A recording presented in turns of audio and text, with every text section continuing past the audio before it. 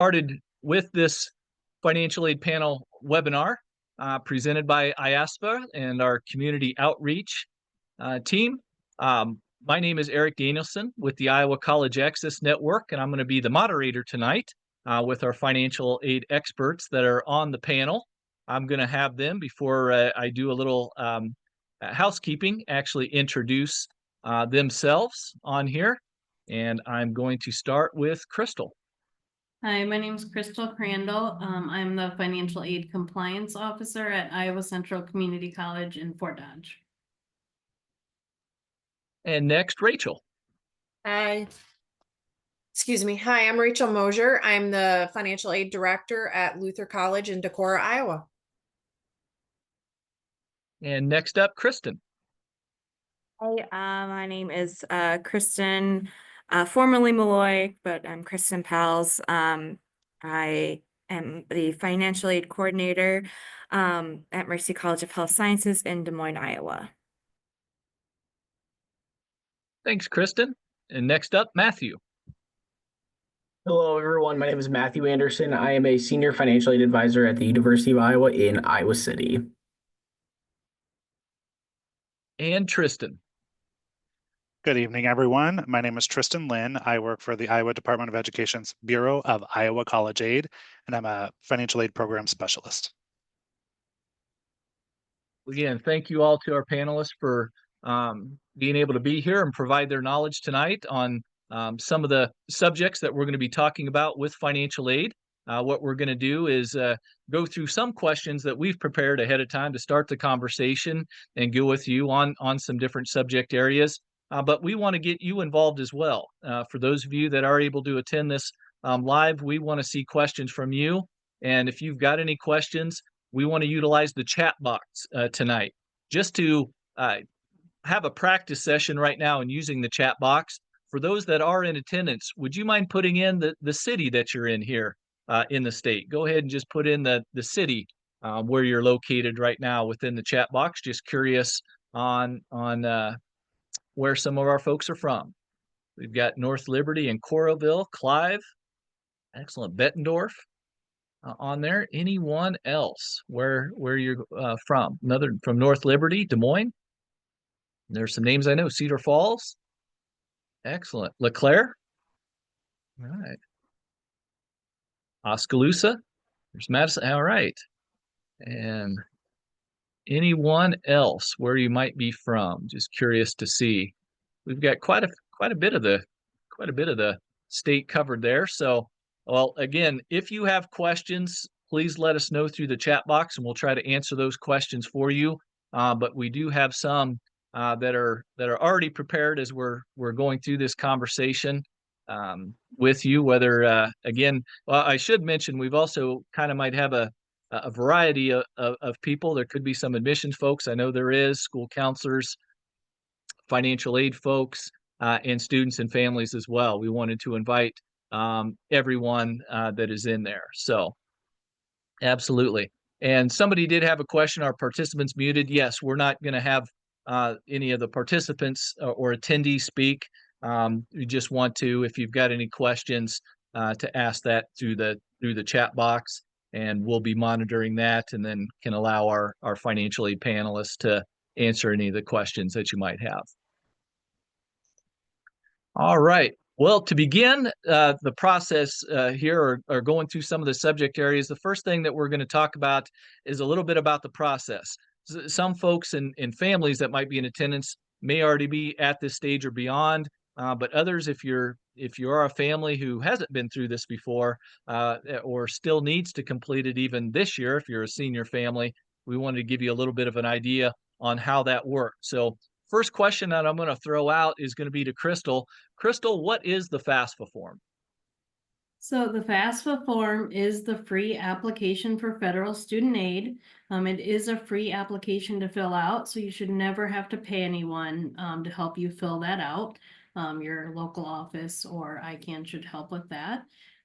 It is to help you obtain state, federal, and sometimes institutional aid. And it is a snapshot of your family's financial situation from possibly up to 2 years back on your taxes. It does use previous year's tax form, so you want to make sure you have all that stuff available to fill that out. Thank you, Crystal.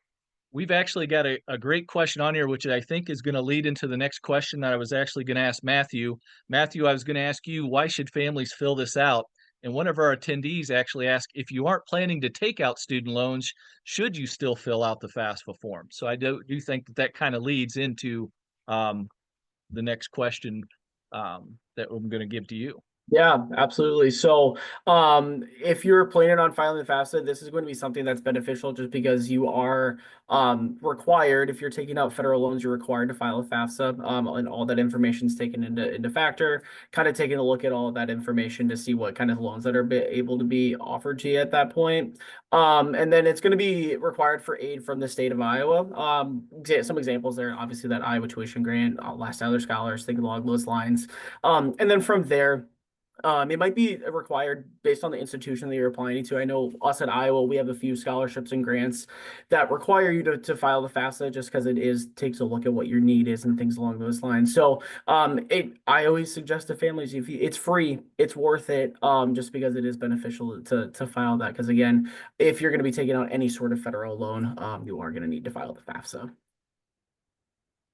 Thank you, Matthew. I think that is a great point. I know what I can. That's what we mention is for all of these reasons and things that you mentioned as well. And sometimes the colleges may require it even to give institutional aid that might not be based on even, more like merit-based awards, academics, athletics, artistic ability. Some, not all, but some colleges may even require it for that. So it's not I want to say it's not in this like you have to do it, but something we would encourage every family to do. Not only the first year that a student's going on to college, but every year that they plan to attend. FAFSA.gov, or excuse me, studentaid.gov is where you would go to, and the website is located on right there. I know that the next subject that we wanted to talk about is some FAFSA filing tips and to be prepared for it. And Rachel, I was going to come to you for that. So one of the very first things that families, the student and contributors need to do is they need to create a studentaid.gov account. Both the student and parent will need an account. There are certain cases where both parents might need an account. That's based on how you filed your taxes. So if you recently got remarried, both you and your spouse would need to create an account. If you file married filing separately, both of you would need an account. So that's the first step. And it basically, as this slide states, it serves as your legal signature. And everyone needs a studentaid.gov account to be able to access the FAFSA and to file it. Some other items that I made note of is, so for the 25-26 FAFSA, it's requiring 2023 tax data. So make sure you have copies of that information and W-2s. Most families are able to use the direct data exchange, but if you're not, you'll have to manually enter that information.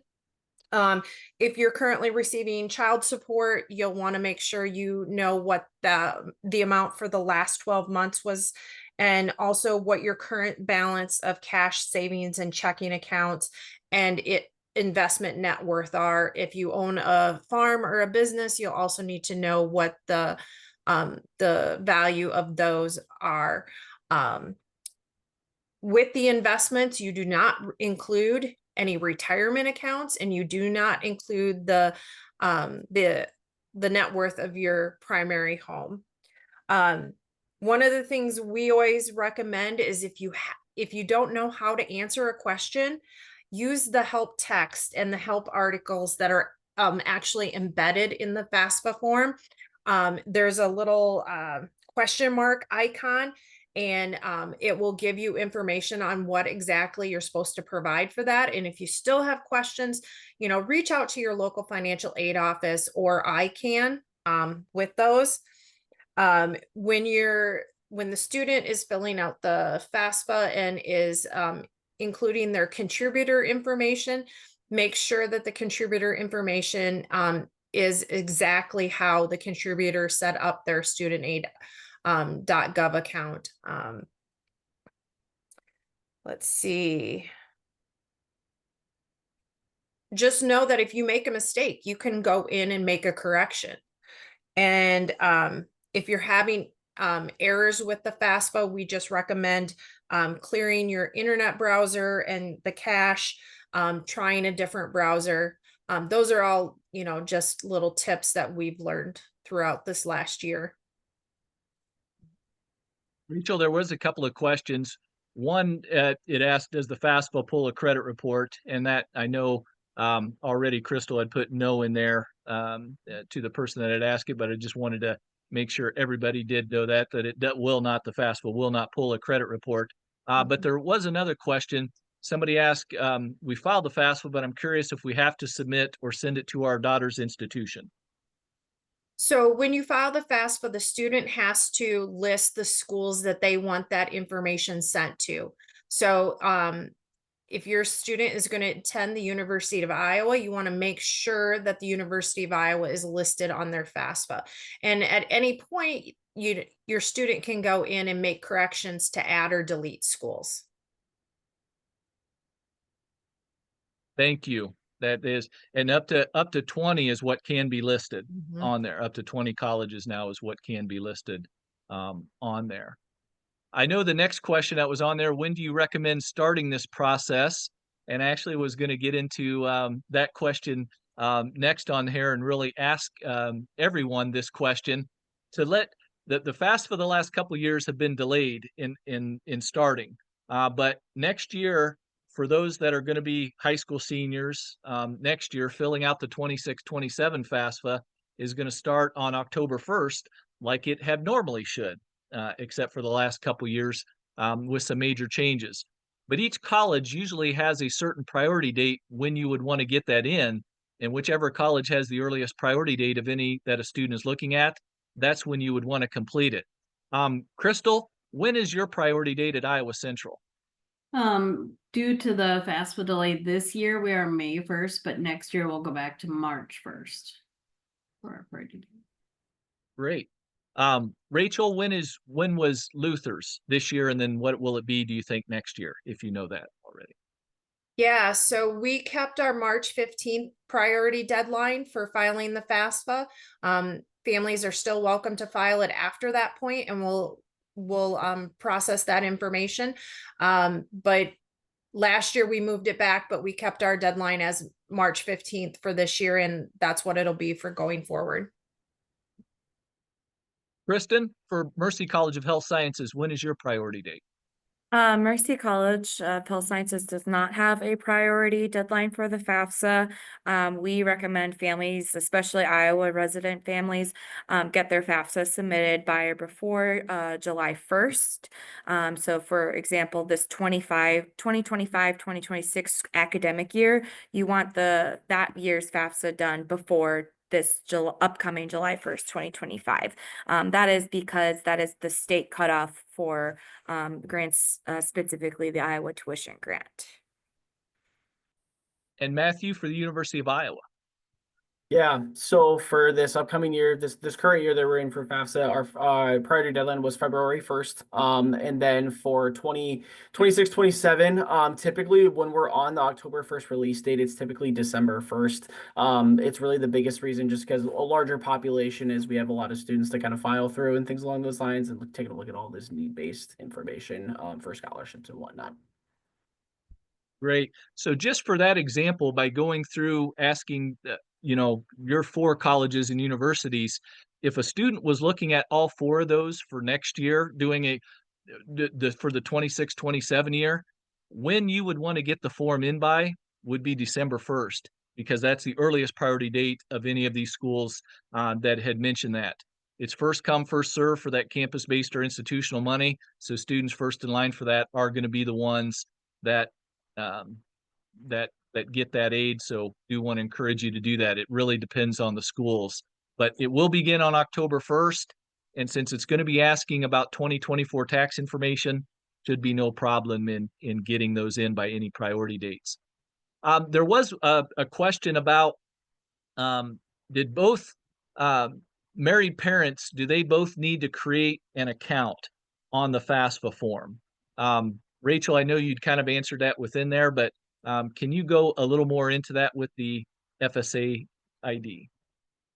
Yes, when so it's based on how the parents filed their taxes. So in 2023, if the parents filed married filing jointly, only one parent needs to create a contributor ID. If the parents filed married filing separately, then both parents would need to create a studentaid.gov ID to be a contributor, because they need to pull in their taxes separately since they did not file them jointly. Some other situations would be where the parent that provides the most support for the student gets remarried, but it happened in 24, 25, and that tax data is from 23, then both of the parent and the step parent would need to be create a studentaid.gov account. Thank you.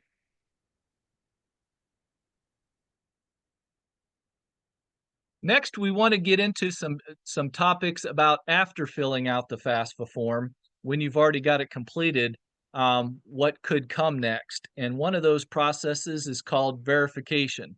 Crystal, I was coming back to you. What is verification? So verification is a process where the school might need to confirm the information that you put on the FAFSA, that it's accurate. So we may request some items from you, possibly W-2s or taxes. With the new FAFSA, you give your consent to have your tax information transferred directly from the IRS. And so it is in much more rare instances that we have to ask, but unfortunately, sometimes there's mistake made. You might indicate that you did not file, or maybe you have been remarried since 2022 is on the current FAFSA. Different things change, and so we might have to ask for that. You'll submit those documents to your school. The school will compare it to your FAFSA. And then most often the school will be able to make those corrections for you. So once you submit all your documents, there might not be anything else that's needed from you. We'll make the corrections and then update your FAFSA for you. Thank you, Crystal. And if the families ever have any questions about verification or what is needed, I'm sure please contact the school's office. I know we put on this slide, any delay could possibly cost a student some financial aid because of that, an extreme delay. So if you've got questions, please go to them and ask them about that. And some schools, as you said, also will have some deadlines on verification as well. And we want to make sure that you get whatever you can coming to you and beating any kind of, not just FAFSA deadlines, but with the verification ones and any other ones that the colleges and universities have. Next, I want to get into another topic about special circumstances. And Rachel, I was actually coming to you with this one as well. What is special circumstance? And another term that might be utilized sometimes is professional judgment. So yeah, special circumstance or professional judgment. So federal regulations have given financial aid administrators the ability to make adjustments to FAFSA information on a case-by-case basis, to take into consideration changes in the family's situation. So as we said before, the 25-26 FAFSA is utilizing 2023 tax data. A lot could have changed since 2023. So there could have been a loss of a job, there could have been a death or a divorce, just different things like that, that financial aid administrators can take into account. So other things would be a one-time income that shows on your taxes. Say you did a Roth conversion to roll over some retirement accounts. If you're paying on your own student loans as the parent, there's just different circumstances, and each school may do it a little bit differently because of the leeway that the regulations have given schools. so each school has their own process. So if you or your student is looking at multiple schools and you have what you think might be a special circumstance, you'll want to reach out to those financial aid offices to talk through the process and see what you need to do, because each office has a different process. At Luther, we have a form that has to be submitted along with written explanation and possibly additional documentation like the most recent tax return, that type of thing. With special circumstance, there is no guarantee that it's going to get approved. However, I always let families know that they always need to be asking the question if there's been a change in their family situation. Kristen, I wanted to ask you, what is kind of your, at your school, what is kind of your timeline for any special circumstance or professional judgments, taking a look at them for students and families? Yeah, sure. Sometimes it is dependent on how quickly we get the student to reply or respond. Initially, if a student fills out their FAFSA and there's missing information, we run a report every week. We send out any students who are on that report with missing information. We send them out an email saying you have missing information on your FAFSA, and then please look into your My Mercy online portal to gather more information. And so let's say they need citizenship documents. And so on that portal, you click in and it says, we need your citizenship documents. I'm just giving an easy example, but I'll go into professional judgment later. And so the student would send us a copy of a US passport, citizenship, or certificate of citizenship or naturalization. And then we save that and then we mark it as complete. So it is a very simple process that we can get done within a day of a student seeing that email. But if they never reply, then that process just gets delayed further and further. An example of a professional judgment. So we've run into students who they may not meet the criteria for being independent based on age, but let's say they are solely reliant or self-reliant.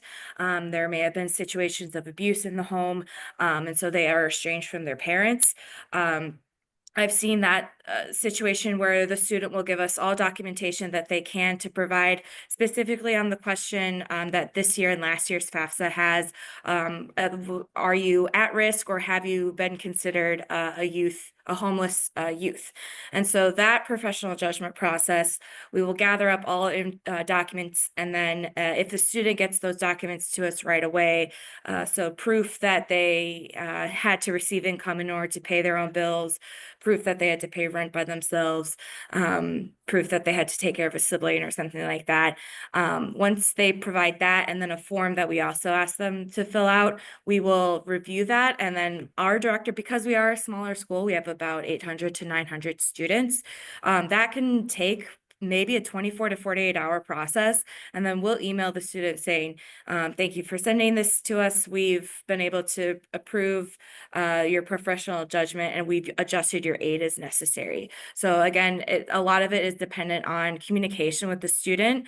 If we need documentation and there's just one thing missing or one signature missing, that can delay us from getting you additional aid. So it's very important that you stay on top of emails or phone calls as a last resort. Absolutely. Thank you. Matthew, anything else to add on, like with a timeline at Iowa or anything else within looking at a special circumstance? Yeah, I mean, kind of what Kristen was saying, it really is kind of reliant on how much, how quickly we get documents, quite honestly, especially when it comes to special circumstances. If it's, if we're doing it like any change in income, things along those lines, just because we do at Iowa, we have an appeal process and things along those lines. As long as we get those in pretty quickly, we're probably looking at a good, like, if it's not crazy, probably about 5 to 7 days, quite honestly. We're pretty good on that. And then it's pretty similar along the lines of when it comes to like any professional judgment decisions as well. Thank you. I think the key we're hearing, though, just to stress, as was stressed before, those are judgments by the colleges. And if any of you are in a situation like that, go to the colleges are the ones that are empowered to do that if you have questions. And if you're looking at more than one and you have a special circumstance, financially or an unusual circumstance, due to dependency status situations, extreme situations, go to those colleges directly. Crystal, I'm actually coming to you for a question that I think you answered on the chat, but wanted to also put it on the webinar as well. Somebody asked, hey, we don't count the home or retirement accounts when it asks for investments, but what do you include? So can you answer that question? Yep, so any real estate that you own that's not your primary home, if you have rental properties, you would want to subtract off that debt. And then they have like a calculation for, you know, your investment property, stocks, bonds, securities, mutual funds, CDs, commodities. Maybe you have a 529 college plan, college savings plan, you would include that. So there's just quite a few different, you know, investment things that you might have that are not your retirement plans. Thank you. Yep. And then I had also forgotten to bring in when we were talking about the FAFSA that there is an Iowa financial aid application. Tristan, I want to come to you for the first time, and I'm sorry I accidentally skipped over that and coming back to you. Can you talk a little bit about the Iowa financial aid app? Absolutely, no worries. I was going to catch it up at the end.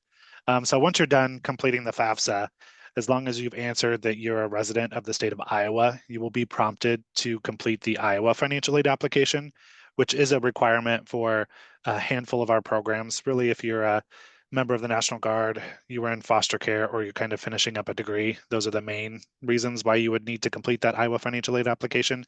But it takes 5 minutes. It has skip logic in it. It's really quick, and it'll let you know maybe what all state programs you might qualify for each of the schools that you've picked on the Iowa financial aid application. So even if it doesn't require the full application, you would still see a grid that would show if you were going to Mercy College of Health Science, you may qualify for Iowa tuition grant, for example. Then I'll dive deeper into the programs later. Thank you, Tristan. Appreciate that. And really, we're going to get topics that we're going to get into is we're going to be talking about financial aid offers and some specific types of aid that students may see on here. Matthew, coming to you. First of all, what is a financial aid offer?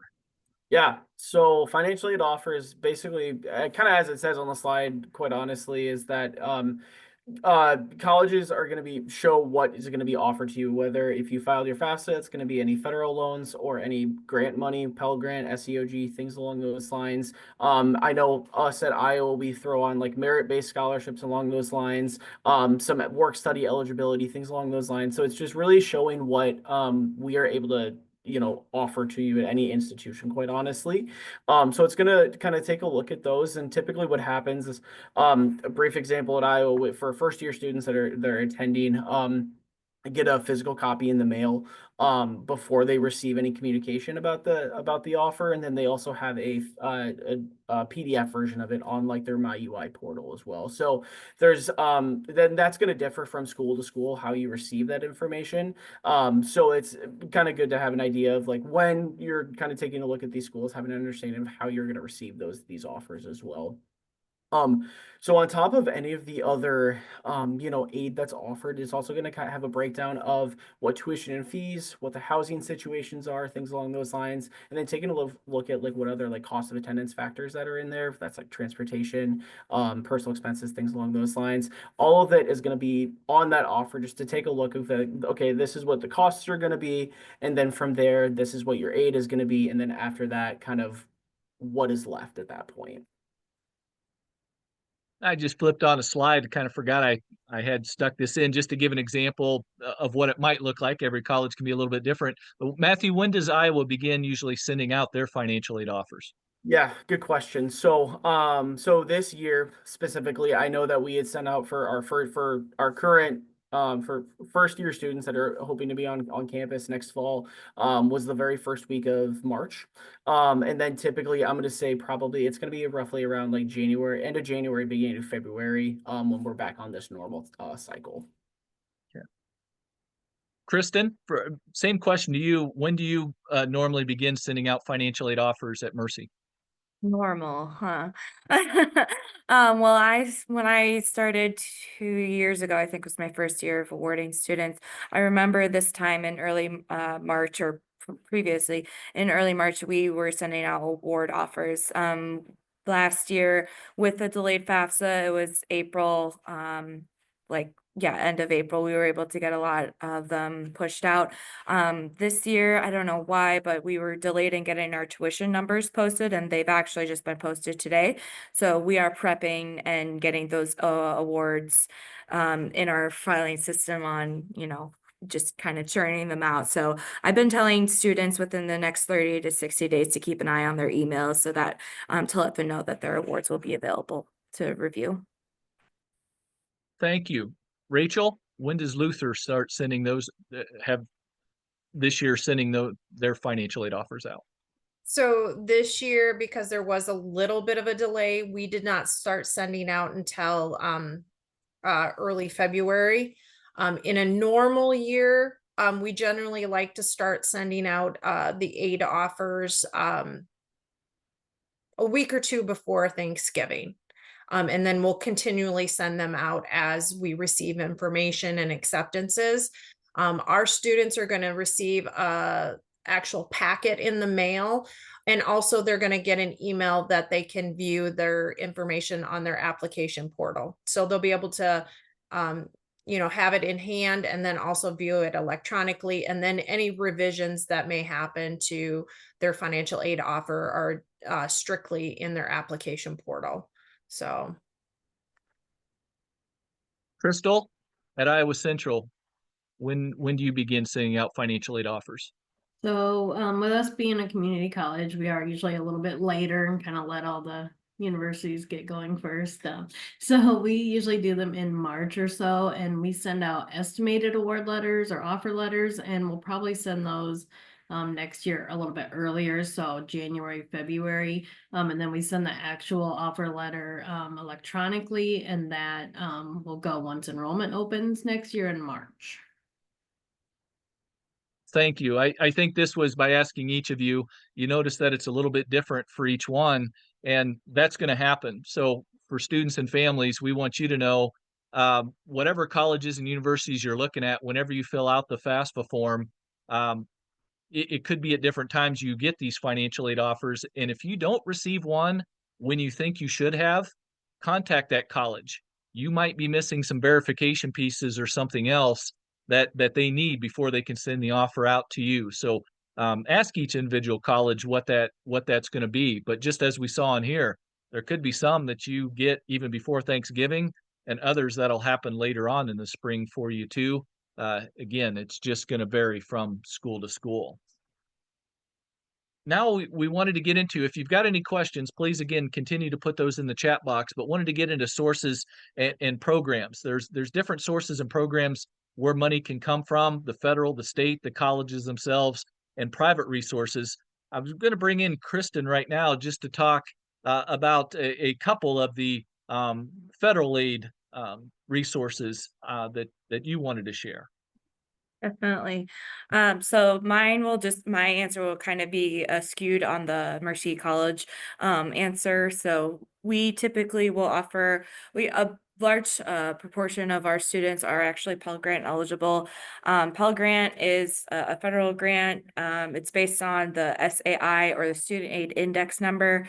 If your student aid index is calculated at or below a certain number, then that means you're Pell Grant eligible. The lower that number is, and the lowest it can go is negative 1,500. That is the maximum amount that you'll be able to receive. It's also based off of credits that you're enrolled at. So if you are at Mercy and a lot of other institutions, if you're enrolled full time, that is the maximum amount of aid or Pell Grant that you'll be receiving. If you take more than 12, you're still considered full time, but the award amount does not go up. But if you are only half-time or three-quarter time, or however your institution defines it, that amount may go down. FSEOG is the Federal Supplemental Education Opportunity Grant. It is grant money that the federal government gives to institutions, and they dictate how they want to divide out that money. So if certain students, I know our rule is if your SAI is less than 0, so between 0 and negative 1,500, you are able to receive that grant. And it's only a couple $140 some per semester, but again, any free money is always a help. Work study, I won't be able to speak too much onto the work study benefit, but I know I was a recipient of work study. It's just something that's added on, and I believe that's kind of like an estimate. It's based on how many hours that you may work. So just look into that, research, or email the student aid office or federal financial aid office if you have any questions about work study. And then the less favorable options are the federal Stafford and direct loans. There are 2 categories, and they are based again on that SAI number, Student Aid Index. There's the favorable subsidized number. I apologize, there's some yelling out there. There's the subsidized loans, which think of it as a government subsidy. The government subsidizes or eats up or pays the interest on those loans while a student is attending and also in their grace period. And then once that loan goes into repayment, then that interest will start accruing. The unsubsidized loans are loans that once that money hits that student's tuition bill, then that starts accruing interest. So if you have the option where you don't have to accept all of your loans to pay your tuition, we always suggest accepting your subsidized loans first over the unsubsidized loans, because you're going to end up paying less in interest. And then lastly, Mercy College's award packages do not include these because we do have so many students who are considered independent. But the PLUS loans or specifically the Parent PLUS loans, those are federal loans that parents have to apply for outside of the FAFSA. So it's on the same website, studentaid.gov. As a parent, you would sign in your username and password. You'd apply for the private or the Parent PLUS loan. And then that school, if that loan is accepted, then that school receives the request, and then they will add it onto your student's aid package. I know ISU, I think their award offers may already include it, but for Mercy, again, we have a lot of untraditional students, so we don't put that in our packages because you have to have a student who is considered dependent, and the dependent cutoff is January 1st, 2002 for dependent for 25-26. So if your intended student was born after January 1st, 2002, then they're considered dependent. If they were born before that, they're considered independent. And so you as a parent cannot take a Parent PLUS loan out on that student. Sorry if I forgot anything, but please ask questions and we can elaborate further. No, that's no problem. Thank you very much. I do want to point out that is one of the ways to make a student independent. Age is one of them, but there are some other we didn't get into tonight in talking about that. If students are orphan or ward of the court or foster care after the age of 13, there are dependency status questions. Most high school seniors are still going to be dependent for most of their undergraduate work if they go into college right away from there. But with the PLUS loan, and I'm sorry, Kristen, I should have mentioned that. I can do that. With the PLUS loan, it is just in the parent's name. It would be more for gap funding if you cannot afford that. I will tell you, as families, a lot of times you're going to get better deals right now instead of the PLUS loan by looking the private route, just where interest rates are and the fees that are withheld on those loans too. But those are things we just wanted to, like I said, just give you a little bit of an idea. But if you ever have questions on your financial aid offers, don't hesitate to contact the colleges or even us at ICANN where we work. We'll go over some of those with you too. Now, besides federal aid, there's also state aid, and I'm going to bring Tristan back in to explain some of those programs. Thanks, Eric. So with state aid, there's essentially 2 categories. Some state aid only requires the completion of the FAFSA. Basically, complete the FAFSA, and if you meet the qualifications, your college will automatically award it to you and put it on that award package. It may come in a little bit later than the award package at the very beginning. It'll be a revision afterwards because we don't really release any state parameters until after the legislative session is done. And sometimes that could take a while. And then there's a 30-day grace period for the governor to actually sign the appropriations into bill. So it does take a while for us to be able to release all of our parameters.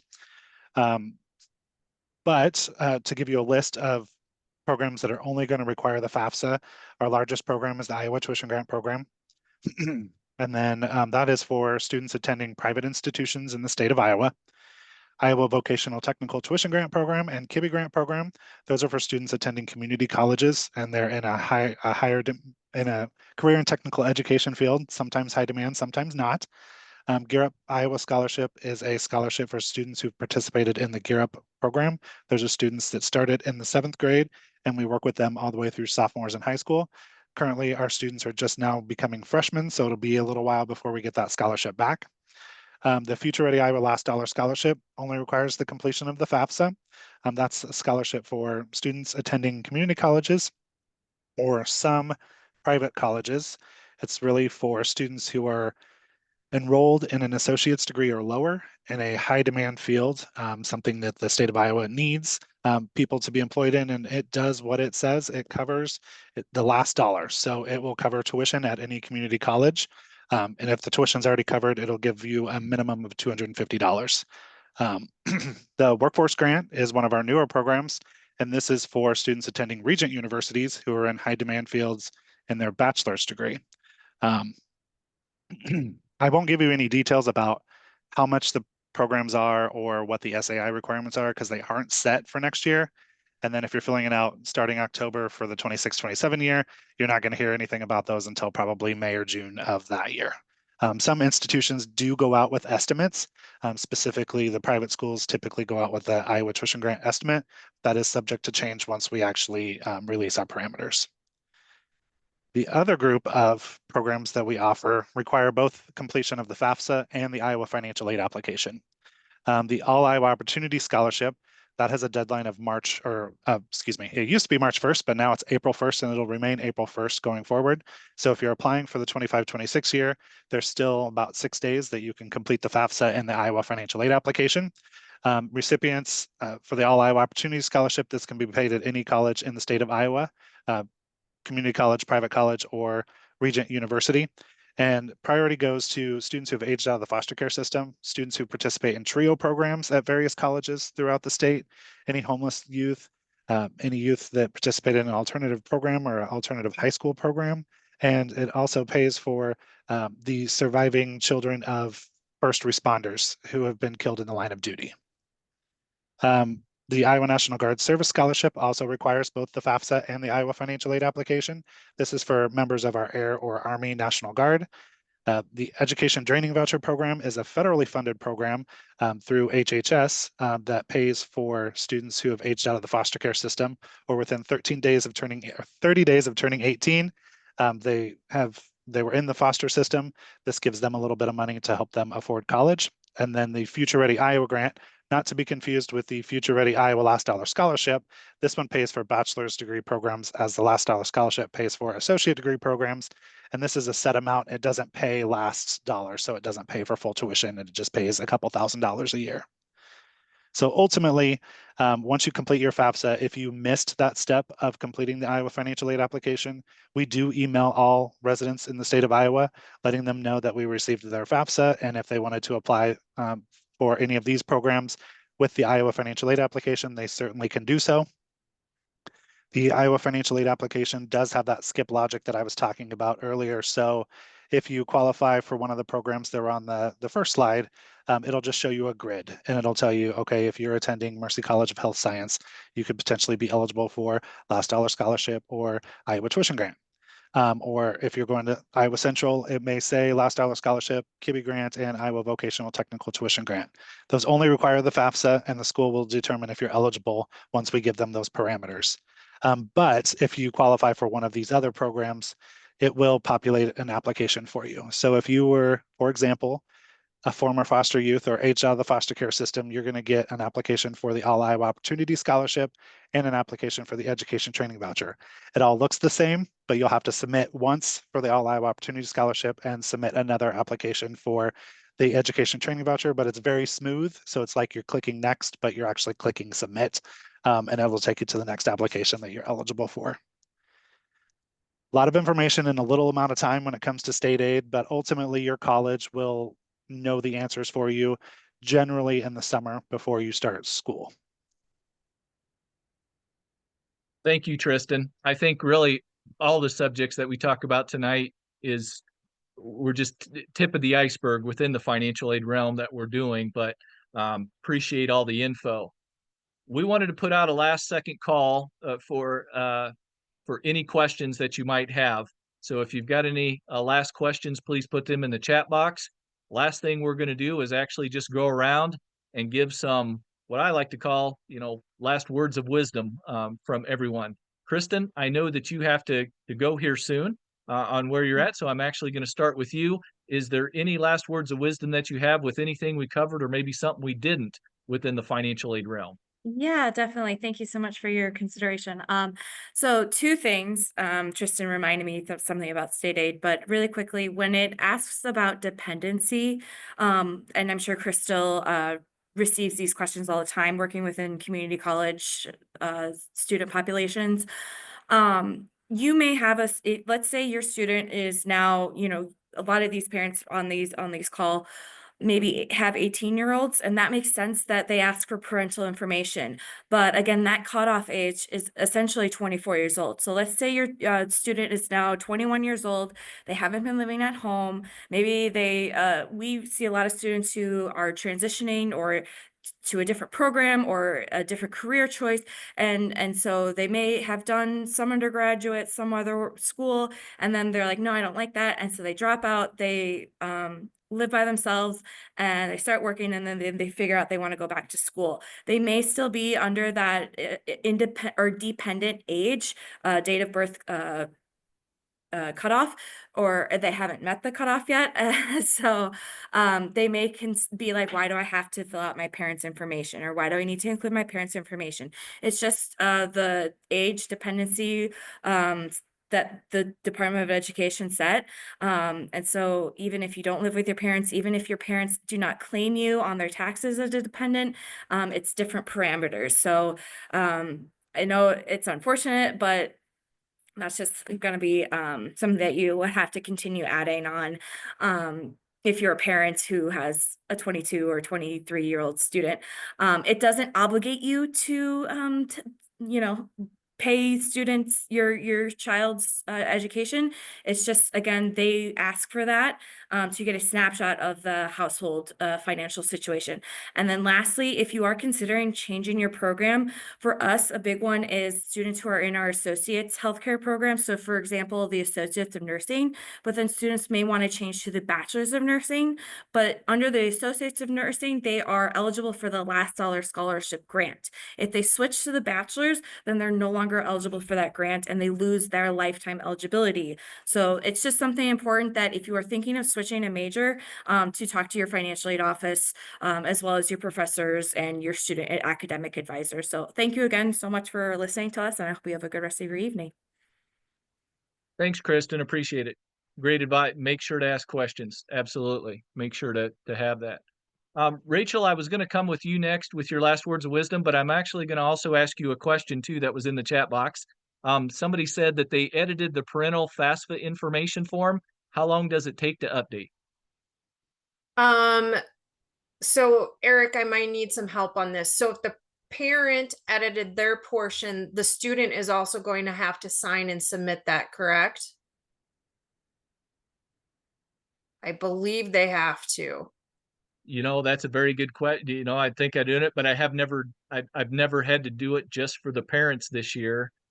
Yeah. Because I'm seeing less and less in that. I'm not sure. I would I guess what I would encourage them to do would be to log back in the student information too, to make sure that isn't anything that's saying missing a signature or something from there.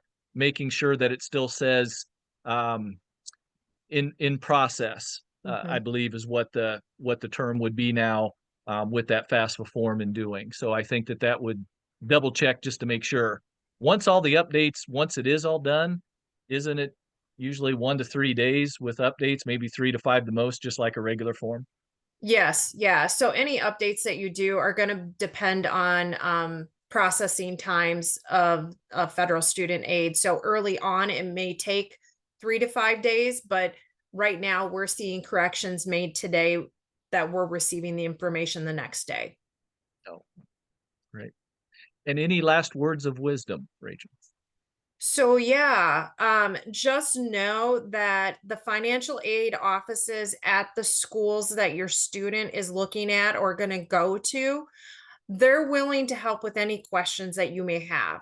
So anytime you have questions, please reach out. And know once a student becomes a student on campus, so once they start classes, any parent communication from our standpoint ceases.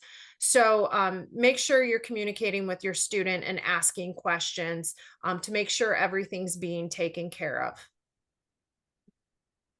Well, thank you. And thank you for being here tonight as well, Rachel. Really appreciate it. Matthew, going to come to you next for any last advice that you would have. Yeah, I'm gonna kind of piggyback what Rachel was saying is like, do not be afraid to ask questions because like obviously this is such an important decision that is obviously weighs a lot on finances depending on what institutions you're kind of taking a look at. It is so important to understand like what that financial fitness is and if it's going to make sense. Obviously, if it is a dream school, it's a dream school, but also at the same time you have to be able to make it work to not put yourself in a ton of debt, obviously. So really the biggest thing is ask questions, make sure that you have all the understanding of kind of what your offer truly means and having all that education just so you can make the best decision possible to set your student and you as a family up for success that way. Thank you, Matthew. And again, thank you too for being here tonight. Crystal. Yep, so kind of the same thing. I would really encourage you to have your student, really watch their email, watch their mail, follow up with the school on any documents needed. With us being a community college, some students do make later decisions.